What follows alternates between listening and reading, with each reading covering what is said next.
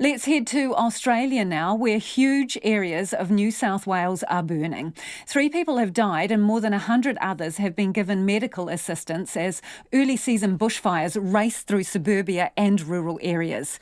At least 150 homes are destroyed and the figure is expected to rise. There are 72 fires burning across the state, with 36 not under control, and other fires burning in Queensland. Alex Perrottet reports.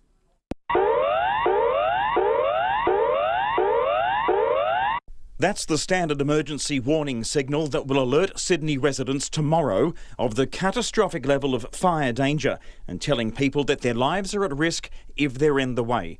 The catastrophic fire danger is forecast for the Greater Sydney, Greater Hunter and the Illawarra-Shoalhaven areas, an area spanning 50,000 square kilometres and housing around 6 million people.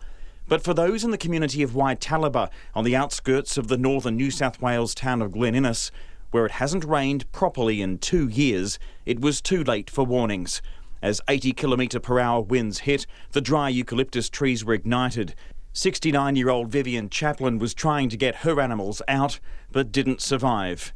George Cole was discovered inside his burnt-out car just east of the town.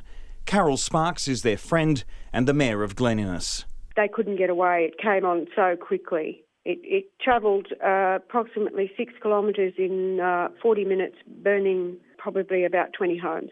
She says much of the community is devastated. The school, which was burnt, the fire shed, which was burnt. The community centre was relatively safe, and that's where most people went. And they're shell-shocked. They haven't got a home.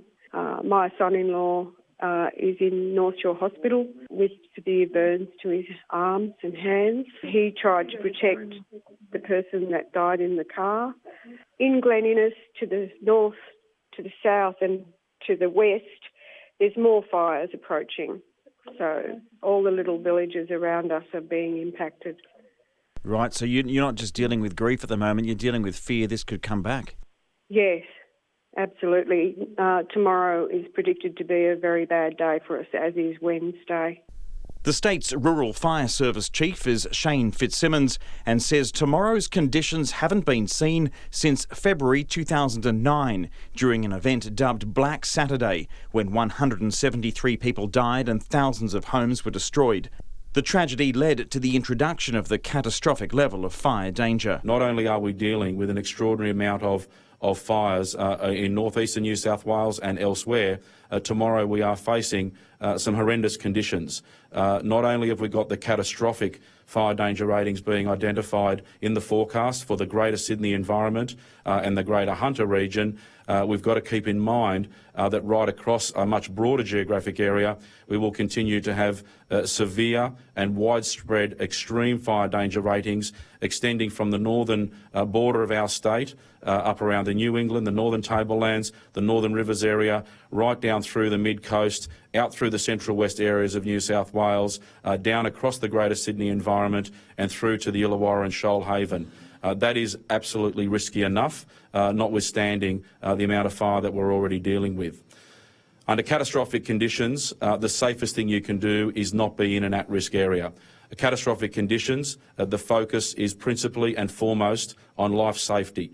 Life is at risk when it comes to catastrophic conditions, and as we've said for decades now, we cannot guarantee a fire truck at every home. We cannot guarantee an aircraft will be overhead every time a fire is impacting on your property. We cannot guarantee that someone will knock on the door and give you a warning that there's fires nearby. And we certainly cannot guarantee that despite our best efforts, the technological tools available will deliver you a message in time. The populated regional councils on the edge of Greater Sydney are bracing for the worst. Barry Calvert is the mayor of Hawkesbury City Council in the northwest outskirts of Greater Sydney, an area surrounded by bushland and prone to fires. He says the area has been lucky so far, but tomorrow that luck might run out.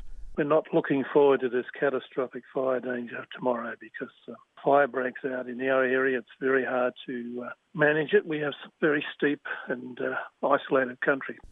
Barry Calvert says he hasn't seen anything like it before. This is extremely unusual. I don't think this is normal weather patterns. I think climate change is taking effect. We've had this great long drought, which has meant everything is just ready to burn.